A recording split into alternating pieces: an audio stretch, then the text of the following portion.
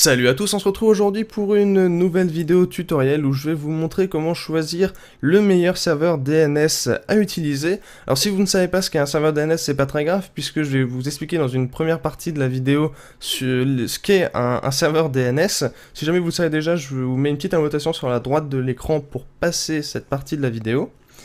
Alors en fait, pour vous expliquer ce que c'est, je vais prendre une situation initiale où vous avez votre ordinateur et qui est connecté à internet évidemment, qui va vouloir accéder à un serveur web pour charger une page web. Donc là, dans mon exemple, je vais prendre google.com. Donc votre ordinateur veut charger google.com.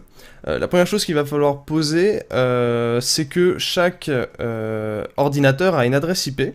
L'adresse IP, ça équivaut à l'adresse postale de votre maison, par exemple. Donc là, dans mon cas, j'ai mis comme adresse IP donc sous cette forme-là pour le PC. Donc le PC a une adresse IP et notre serveur web a aussi une adresse IP. Alors là, par exemple, si on veut charger la page web, on pourrait directement taper l'adresse IP de notre navigateur et on accéderait à google.com, au site de Google tout simplement.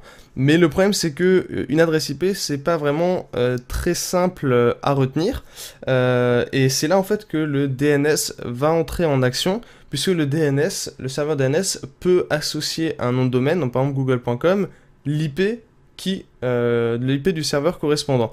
Donc là par exemple, quand on va vouloir accéder à google.com, la première chose qu'on va faire, c'est qu'on va interroger le serveur DNS et lui demander quelle est l'IP de google.com. Lui, évidemment, il va nous répondre normalement très rapidement en nous donnant l'adresse IP correspondante. À ce moment-là, on va pouvoir aller se connecter au serveur de Google, donc avec l'adresse IP qu'on a pu récupérer, et le serveur va nous renvoyer le contenu de la page web. Donc ça, c'est un fonctionnement très classique qu'il y a. Donc normalement, avec ça, on comprend, c'est très schématique, c'est très simplifié, mais ça permet de comprendre à quoi sert globalement un serveur DNS. Serveur DNS, c'est Domain Name Server, un serveur de nom, si on le traduit. Alors, ce qu'il faut savoir aussi ensuite, c'est que par défaut, le serveur DNS que votre foyer utilise, c'est le serveur DNS qui est fourni par votre fournisseur d'accès Internet. Donc si vous êtes chez Orange par exemple, vous allez utiliser les serveurs, le principal serveur DNS sera le serveur DNS de Orange.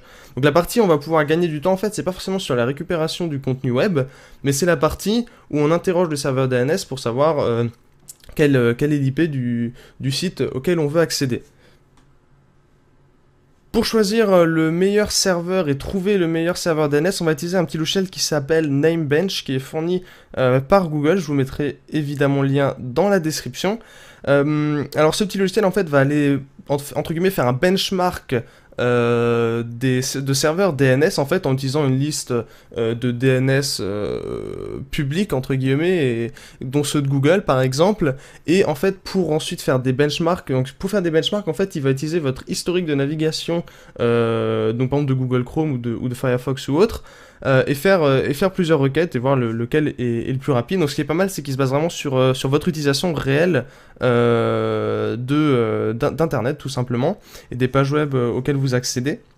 En fait, une fois que vous avez téléchargé et lancé le logiciel, vous avez juste en fait à cliquer sur Start Benchmark et il va commencer à travailler. Malheureusement, ça peut mettre pas mal de temps, surtout si vous cochez la case Global DNS Provider qui est tout en haut.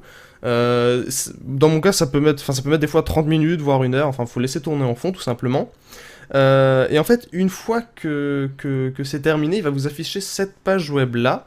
Et en fait, il va vous indiquer donc le serveur DNS qu'il a trouvé, de combien de pourcents il est plus rapide que le serveur DNS que vous aviez précédemment. Donc là, avant, par exemple, dans mon cas, j'utilisais les serveurs DNS de Numéricable, et lui, il m'indique que les serveurs DNS de Google sont 157,9% plus rapides. Donc j'ai tout intérêt à aller modifier mes serveurs DNS. Donc ce que j'ai encadré en rouge, vous pouvez voir, il vous indique la configuration recommandée avec un serveur DNS primaire et un serveur DNS secondaire que vous allez pouvoir configurer. Donc dans la prochaine étape va être de modifier les paramètres sous Windows pour paramétrer ces DNS et que votre ordinateur utilise ces serveurs DNS là. Pour ce faire, c'est très simple, on va faire clic droit sur l'icône réseau, ouvrir le centre réseau et partage. Vous allez à gauche, vous allez modifier les paramètres de la carte, vous faites clic droit sur votre carte réseau principale. Donc dans mon cas, connexion réseau local 2, vous faites propriété.